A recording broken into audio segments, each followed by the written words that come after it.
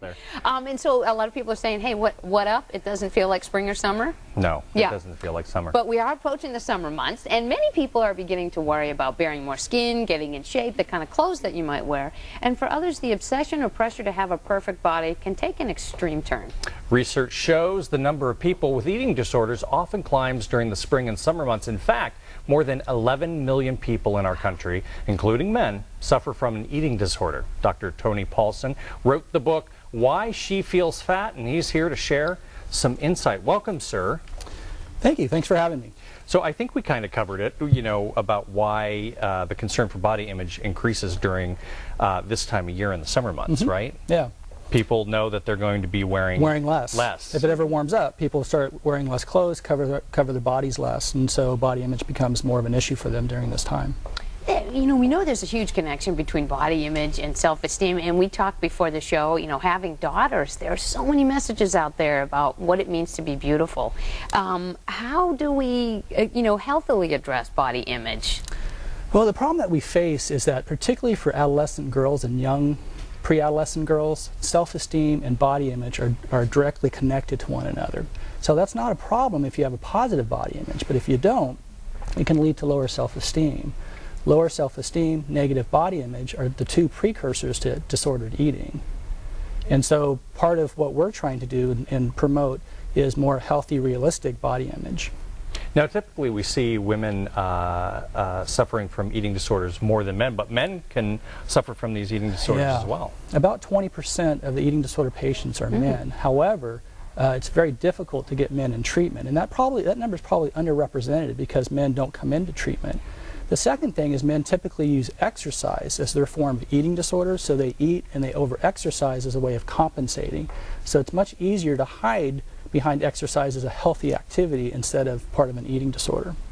Do you think, one of the things with body image is that at a very young age, both, male and female kids are exposed to kind of unrealistic expectations of what beautiful is and think, this is the normal, whether it's magazines or television? Well, particularly for young girls, being beautiful is very important.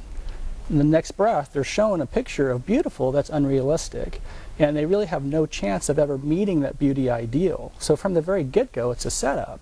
So they're constantly struggling to obtain this beauty ideal that's unrealistic for women. Could you have an eating disorder and not know it? Oh, absolutely. It's especially if you use exercise as your eating disorder behavior, because it's easy to hide and think exercise is a positive activity and not something that's destructive.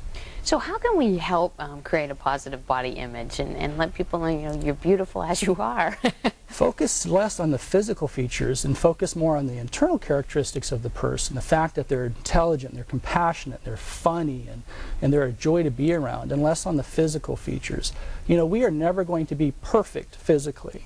And the second thing is to try and celebrate that and just be okay with your imperfections and be okay with the flaws that you have, what we call flaws, that you have regarding your body. Don't try and cover them up and hide them. This is who I am. This is what I'm all about. And then also educate our kids about the unrealistic messages that they're given about body image and beauty. Well, it's like we see all the fashion magazines and the movie I'm going to be talking about in a few minutes, Prince of Persia. Jake Gyllenhaal has this awesome body. People aspire to that. Right, absolutely. And part of that is that we associate these awesome bodies with positive qualities. That if you have an awesome body, you're going to be more admired. People are going to want to be with you more. You're viewed as being more intelligent, more disciplined. We associate all these positive internal qualities with our external bodies.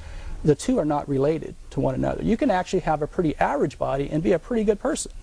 That you don't have to have this fabulous body to become a fabulous person. And so as soon as we can make that or disconnect those two, the better. Because the vast majority of people aren't going to have bodies like this actor. Beauty inside and out, I think. Inside, most important.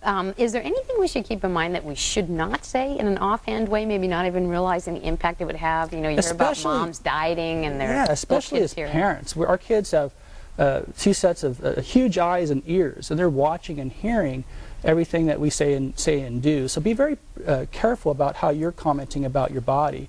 Oftentimes, you know, parents will make offhanded comments about their bodies as they're getting ready, and their kids hear that.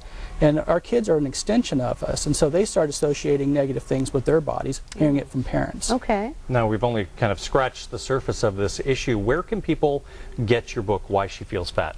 Any of the major bookstores should have it. Okay. Dr. Paulson, thank you so much. And we want to encourage people, if you want to share your thoughts about this subject, maybe how you talk to your kids, or if you have questions for Dr. Paulson, send us your thoughts to Guy and Mel at sacandco.net. We'd love to hear about them and get to share that as well. Definitely. All right. This time of year is also